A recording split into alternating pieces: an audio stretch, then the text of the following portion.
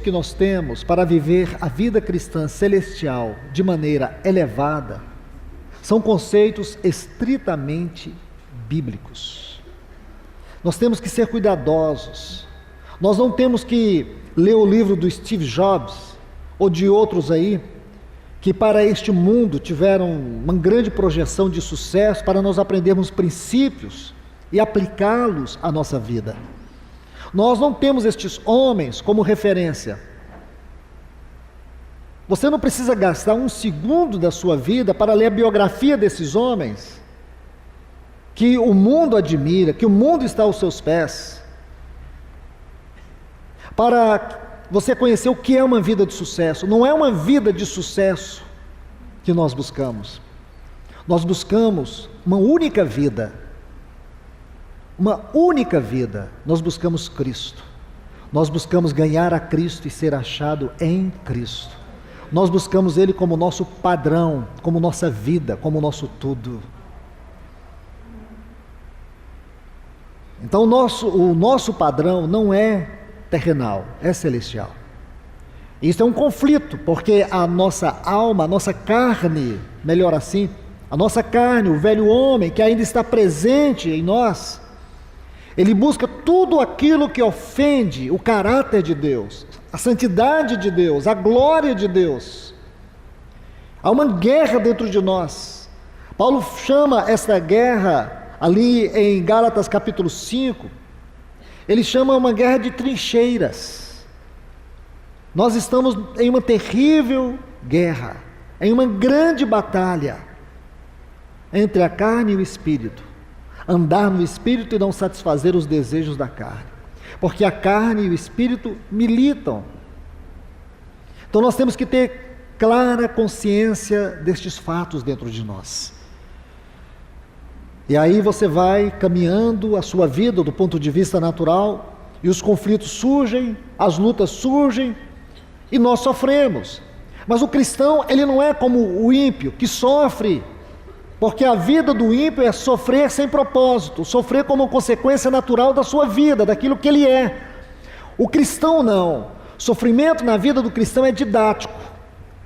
O cristão sofre quando ele vive na prática do pecado. Se ainda o pecado é cultivado, é praticado, o cristão vai sofrer. Aí o Senhor vai usar o agulhão, o Senhor vai usar circunstâncias, Ele vai usar o sofrimento como um instrumento de transformação. E o propósito do sofrimento no cristão que vive na prática do pecado é levá-lo ao arrependimento. O cristão também sofre por causa do seu ego. O ego que não converte, que não se rende, que não quebranta, que o torna altivo, soberbo. Então Deus vai usar o sofrimento para poder quebrantar este coração. Quando Deus toma o sofrimento na nossa vida para tratar com o nosso ego, o objetivo de Deus é tornar-nos homens e mulheres quebrantados. Ele vem quebrar essa cervical aqui, para você se curvar, para você se render.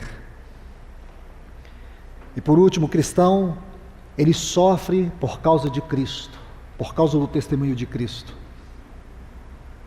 E quando ele sofre por causa do testemunho de Cristo, o objetivo deste sofrimento é produzir nele amadurecimento.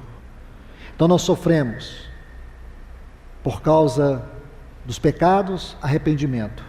Por causa do ego, quebrantamento. Por causa de Cristo, crescimento. Então o sofrimento na nossa vida é didático. Sofrimento é um instrumento de transformação de caráter. Nós temos que entender isso, irmãos. Agora, você vai vendo que o padrão que Deus nos dá é isto, um padrão celestial. Nosso conceito de valores, de medidas, de tamanho, seja lá o que for, nunca é de acordo com o padrão do mundo. Uma das grandes tragédias que explica a degradação espiritual de muitas comunidades é porque eles, consciente ou inconscientemente, eles são tomados pelos padrões, pelas medidas, pelos valores do mundo. Deixe-me dar um pequeno exemplo aqui. Como se mede o tamanho de uma comunidade cristã? Será que a gente diz assim, a comunidade de tal lugar é muito pequena lá tem só 5 irmãos. Ah, é pequena. Mas a comunidade tal tem 500 irmãos. Nossa, lá é grande. Será que esse é o padrão de Deus para medir o tamanho de uma comunidade cristã? Não é. Bom, então qual que é? Se não é, temos que ter uma base bíblica para contrastar isso. É tão simples essa base. Mateus capítulo 18, versículo 20. Tem muitos aspectos aí. Se você ler desde o 18, o Senhor vai colocar o fundamento, vou dizer assim, o fundamento doutrinário da realidade da vida da igreja. O que for ligado na terra, terá sido ligado nos céus. Então, como que nós podemos explicar o que é uma igreja cristã baseada nesse texto? É o lugar onde os céus e a terra se encontram. Amém? Esse é o primeiro ponto. Aí, se você ler o versículo 19, nosso Senhor vai dizer assim, se 2 dentre vós concordarem acerca de algum assunto, e esse assunto tem que ser de acordo com a vontade de Deus, isso será realizado pelo Pai. Então nós podemos colocar um outro ponto. Estou passando sobre isso de maneira muito superficial, mas encorajo vocês a ir aos pés do Senhor. Vocês vão perceber a grandeza desses textos, suas dimensões. Então o que esse versículo 19 vai nos ensinar? É importante que a nossa vida de comunhão, ela tenha um reflexo da realidade daquilo que é a Trindade, para que a vontade de Deus seja sempre a nossa vontade, e que a vontade de Deus seja a nossa oração. Bom, esse é apenas um pequeno ponto que eu estou extraindo deste texto, porém tem muito mais. É porque eu quero chegar no versículo 20, e aqui o nosso Senhor vai dizer o tamanho da igreja. Qual é o tamanho da igreja? Como se mede o tamanho da igreja? Ele diz, onde estiver 2 ou 3 reunidos em meu nome. Então, primeiro, para que nós saibamos a dimensão da igreja, nós temos que, em primeiro lugar, ter a consciência, para que a igreja, o povo de Deus, seja realmente uma realidade espiritual dos céus na terra, uma harmonia de comunhão terrena e celestial. É importante que ela esteja unicamente debaixo do nome do Senhor Jesus. Aí o Senhor vai dizer assim, onde estiver 2 ou 3 reunidos em meu nome, ali eu estou presente.